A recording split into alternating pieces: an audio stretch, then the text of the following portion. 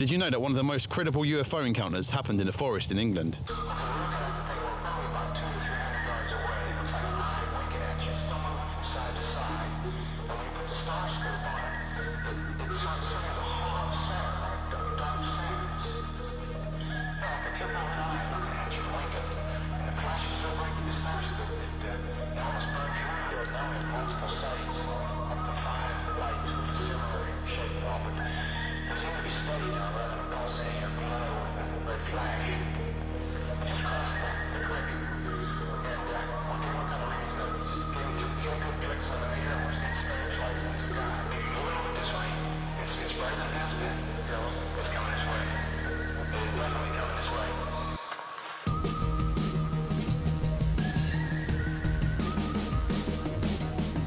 Too far away. Now, because on the 26th of December, that night, what you see now is completely different to what it was. Well, yeah, that's true.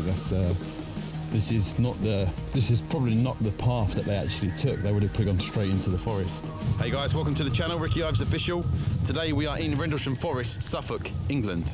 Okay, so the Rendlesham Forest UFO incident is one of the most credible UFO cases in history, which took place in the UK. 148, we're hearing very strange sounds out of the farmer's barnyard animals. They're very, very active, making an awful lot of noise. You just saw a light where? Wait, you guys slow down.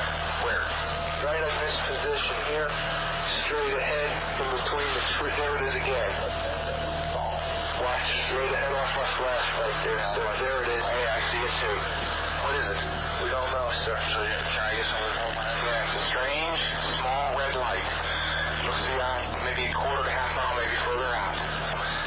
There's no doubt about it. There's some type of strange flashing red light ahead. It's yellow. I saw a yellow tinge in it too. Weird. It appears to be maybe moving a little bit this way. It's right on has been. Yellow. It's coming this way. It is definitely coming this way.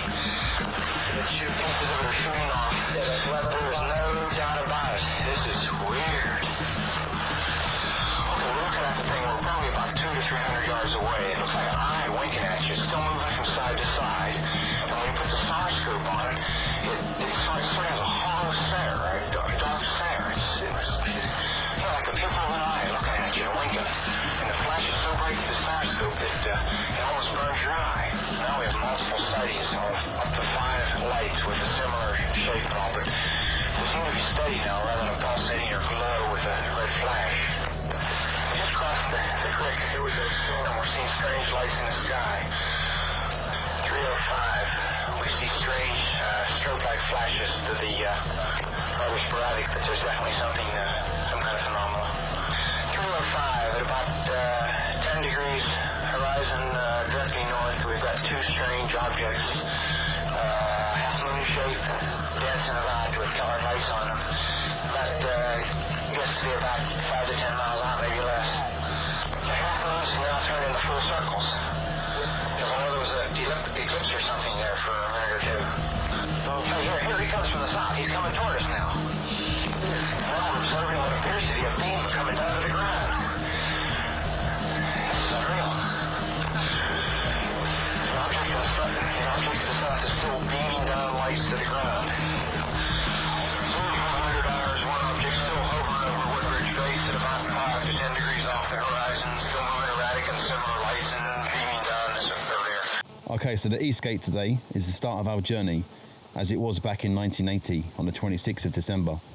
Okay, so it was from this very gate behind me that the 2 airmen left the base on the 26th of December 1980, heading down this road just behind me now, crossing over the main road and into Rendlesham Forest to investigate strange lights or a strange disturbance in the forest. Okay, so just over there you've got the East Gate. We're on the other end of the East Gate at the minute. Behind us you've got the guard shack, which is just here, buried away in the trees. And we've just been inside, so let's get one more clip for you guys here.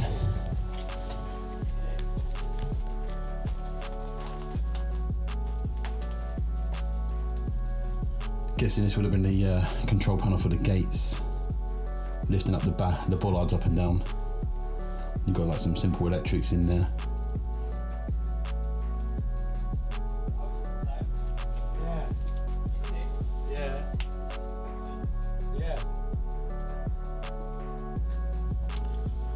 Okay guys, we're just in one of the guard shacks over at East Gate, Rendlesham Forest.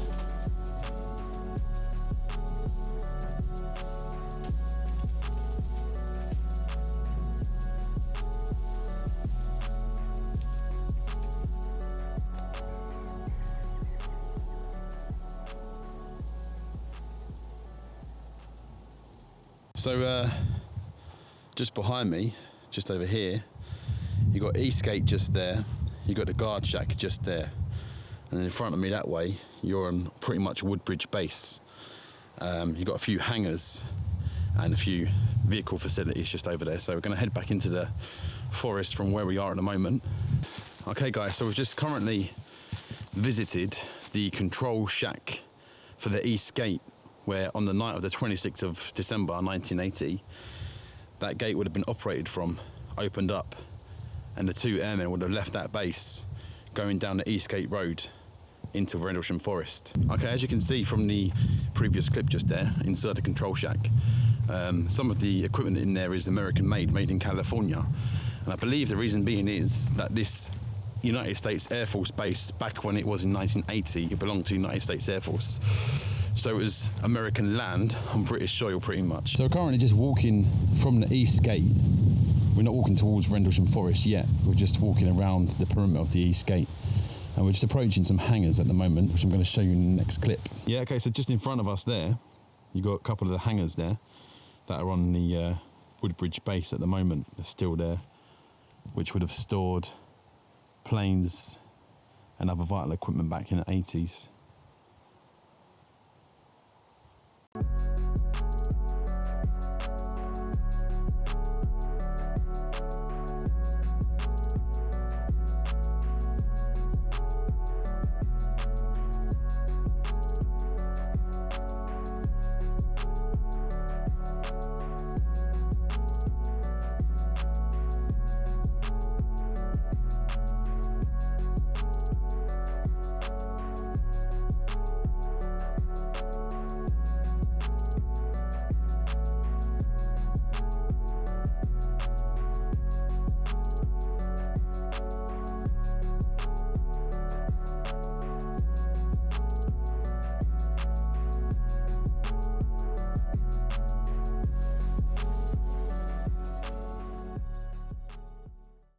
Right guys, we're just leaving the East Gate now, and we're heading down East Gate Road. We're crossing the road over, following the trails of the footsteps of the soldiers that did before us, and we're heading into Rendlesham Forest to find the site of the craft. Rendlesham Forest in Suffolk is one of the most well-known UFO encounters that took place over the course of 3 nights in December 1980. So over the course of 3 nights in December 1980, strange lights were seen descending down into the forest and either crashing or landing in the forest, which alerted the nearby base at Woodbridge, which at the time was the United States Air Force Base. 2 patrolmen were sent from East Gate here, where we're currently walking down, into the forest of Rendlesham, where they came across a triangular craft glowing in the forest. Okay, so the Rendlesham Forest UFO Trail brings us out from East Gate, which is just directly in front of me there, and then you come along this road here, and you've got the start of the trail just here in front of me. So this is the start of the UFO trail for us today, which leads us in this direction. But as you're walking through the forest, you'll come across the UFO trail signpost, which will direct you towards the site of the supposed landing site or crash site of the craft, which took place in 1980. There is a model structure that's been put on the landing site now, which we're going to go and find today. Right, so we've just come across the second signpost for the UFO trail, which is directly this way still. So we'll keep you updated on the progress of the journey, and once we actually get to the craft in the forest. Too far away. Now, because on the 26th of December, that night, what you see now is completely different to what it was. Well, yeah, that's true. This is probably not the path that they actually took. They would have probably gone straight into the forest. All right, folks. So we've just come across it's a type of looks like a bunker. Looks like one of the machine gun nest kind of looking bunkers. I don't think it is that though, but it's some type of brick-built structure that is in Rendlesham Forest, and it's got a metal door across it, barred up, and we're My brother John over there is just having a look through the top gap because there's a gap in the top of the door. Just taking a few pictures to see what's on the other side of the door, really. Padlocked at the bottom down there. What are you picking up in there? Strong smell of piss. Right, I'll send you the pictures. Oh, dropped it.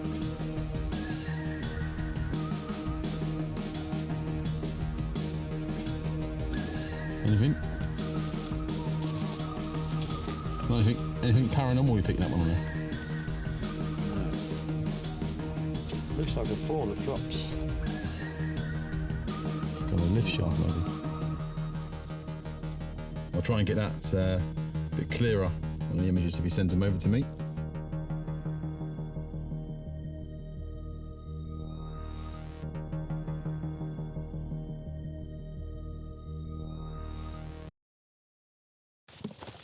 Yeah, it's weird, that, isn't it? It is totally silent over here, really desolate. There's not really bird song or anything like that at all you can hear. Another signpost here of the UFO Trail. This is the third one along the journey. Not too far to go to the actual craft itself now.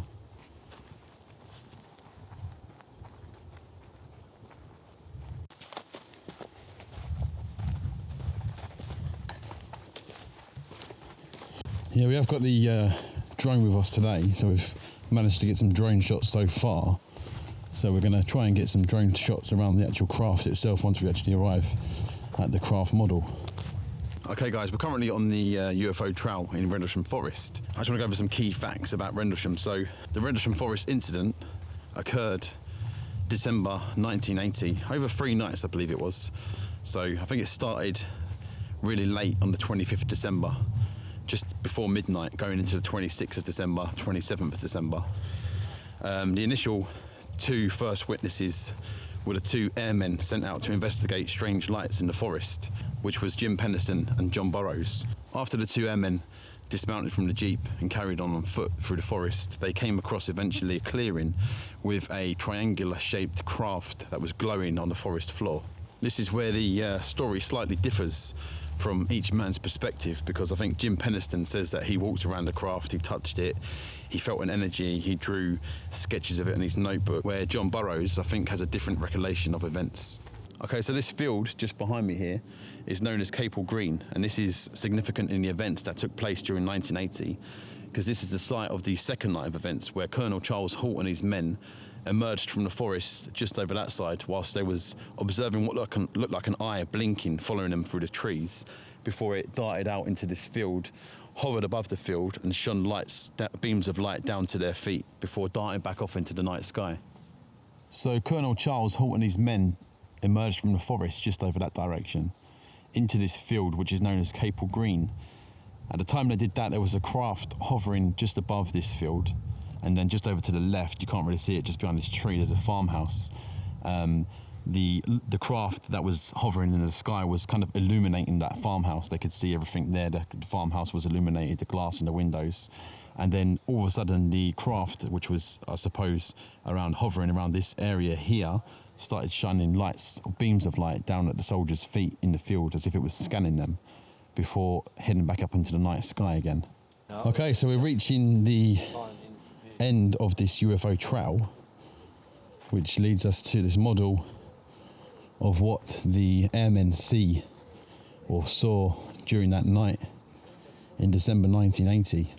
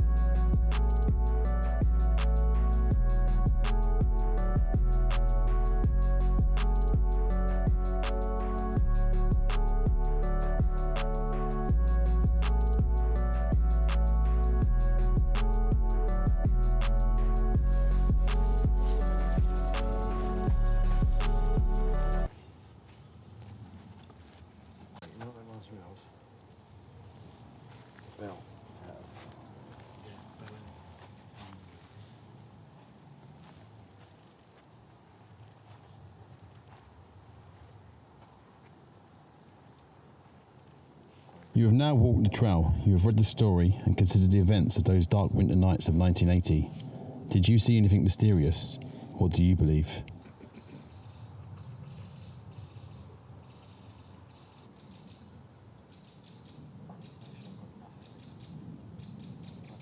Okay guys, if you made it this far into the video so far, please leave a little like, hit the notification bell, and please subscribe. Okay guys, so we started at the East Gate, we visited the East Gate, we visited the East Gate gate control, we walked down East Gate Road, we crossed over into the forest, we followed the UFO Trail, which brought us out to the UFO model in the forest, and then we followed the UFO Trail back out into the forest, back out into the road, and back to where we've left the car. So that is the end of the video at the moment. So hopefully you guys have enjoyed. If you have, please like, please subscribe, please leave the thumbs up, please hit the notification bell, and we'll see you in the next video. Let me know in the comments down below what you think personally happened at Rendlesham Forest back in the 80s.